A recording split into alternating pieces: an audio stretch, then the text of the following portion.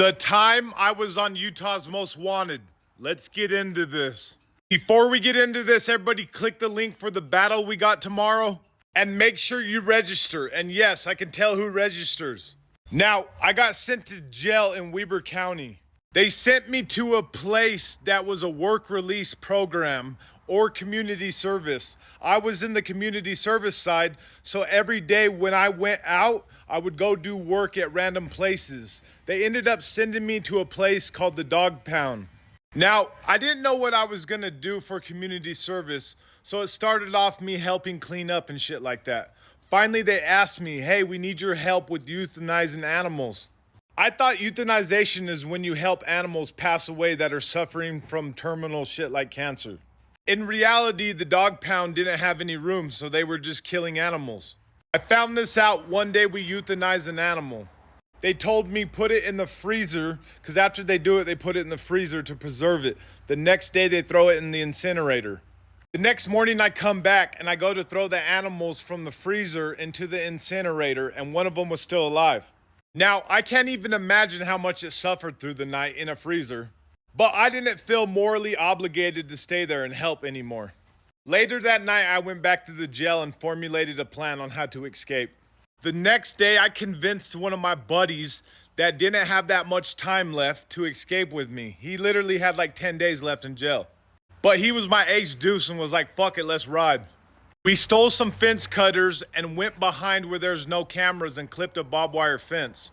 Because the dog shelter was made for inmates, so it had a fence around it. 6 hours later, they realized we were gone. But by that time, we were too far gone. And speaking of too far gone, I just dropped a song on my YouTube. It streams on all platforms. Everybody go stream it. Burner 420, Too Far Gone. But back to the story, let me start off by reading you the article. Police in Weber County are looking for 2 men who escaped while performing community service earlier this month. Police say Jeremy McCord and Tomas Bustos ran away while performing community service in Weber County Animal Shelter on June 1st. We started to document all of our tattoos, pretty much just trying to inform the public of what we look like exactly to a point. Now, fast forward 3 weeks. That's how long it was before we got caught. My homie had this dude called his uncle. Now, this dude was crooked and he worked with the cops.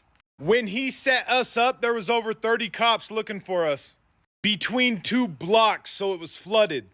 Me and my homie were in the back seat, but at the time we didn't know that he had the windows locked. My window was down a little bit. When the cops got behind us and he pulled over, I broke my window out and me and the homie escaped and ran for a minute. But like I said, the block was flooded and both of us were caught about 3-4 minutes later. This is actually when I got my ass beat by the cops and my mugshot proves it. When arrested, I could hear my homie getting his ass beat by the cops. I was in the front seat of a squad car with 2 crooked officers.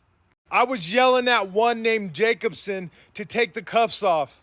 He acted like he was gonna take the cuffs off and all he did was tighten them. Then he choked me out and told me, I can literally kill you and get away with it. You know that, right? I looked at the other cop like, damn, you gonna let that happen? Watanabe responded, I didn't see anything.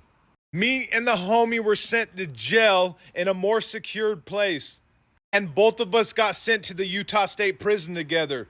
But that's another story. I'll let you guys know what it was like when we both fished in together. And that's facts.